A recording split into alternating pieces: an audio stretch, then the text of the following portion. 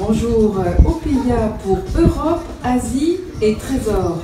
Cela dit, les ambitions de cette jeune société ligérienne pour mettre en relation la France et la Chine, et tout particulièrement le business entre les deux pays. Et pour ça, c'est tout un savoir-être qui est proposé aux entreprises de la région et au-delà. C'est Coup d'avance sur RCF.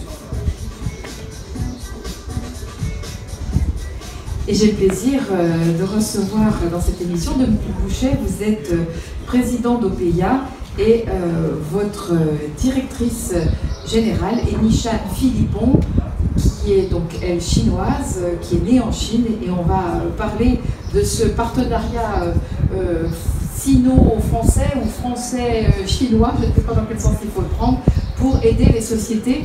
Je remercie encore une fois le pôle des technologies médicales, Anne-Sophie Gouzy et Roselyne Rousselet pour son accueil, puisque c'est la première semaine du mois, nous enregistrons cette émission dans cet emplacement qui jouxte la faculté de médecine de Saint-Étienne.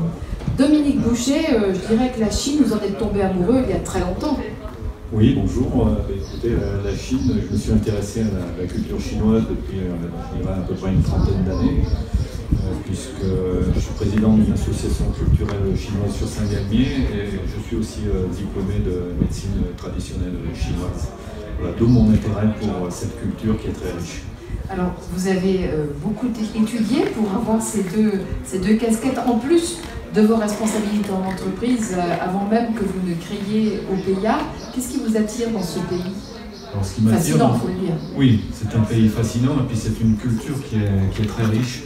Lorsque l'on étudie la médecine traditionnelle chinoise ou lorsqu'on étudie aussi l'apprentissage du chinois, les caractères, c'est fascinant. Et puis il y a quand même une liaison, on retrouve une similitude quand on étudie les caractères chinois et quand on étudie aussi la médecine traditionnelle chinoise. Il y a des liens forts. Il y a des liens forts, il y a des liens très très forts, et c'est une autre façon de penser aussi. Je dirais que nous, les Européens, on est très binaires, c'est plutôt 0 ou 1, alors que dans la culture chinoise, entre le 0 et le 1, il y a une multitude de possibilités et de solutions. Comment un occidental, né en France, en l'occurrence, rentre dans cet état d'esprit? Alors vos études, auxquelles on vient faire allusion, ont dû vous y aider. Est-ce qu'on peut acquérir la mentalité chinoise?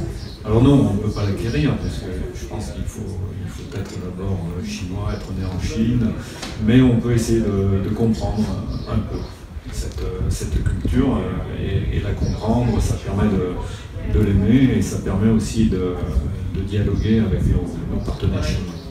Alors, dans votre précédente vie, je dirais, vous avez été responsable des relations internationales en Asie, donc forcément, vous êtes allé en Chine. Et puis un jour, il y a eu la création d'Opeya. J'aimerais revenir quelques secondes sur justement la signification du titre, de l'intitulé de votre société. Je le disais en commençant, Europe, Asie, Trésor. Vous nous décortiquez ça un petit peu plus? Oui, alors donc on essaie de travailler un petit peu sur la signification pour nos partenaires chinois, avec un nom qui sonne pour ces partenaires. Donc Opeya, donc le O, en chinois, c'est le son de l'Europe. Le Ya, c'est le son de l'Asie. Et le P, c'est un trésor. Donc on a voulu réunir ce trésor entre l'Europe et l'Asie pour former notre société.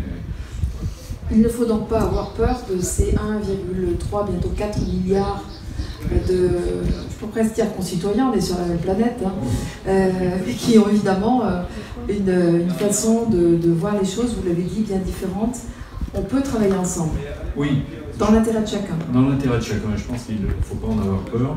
Il faut surtout essayer de les comprendre et comprendre un petit peu leur fonctionnement et essayer de décoder, d'avoir certaines clés pour pouvoir faire du business avec les clients chinois.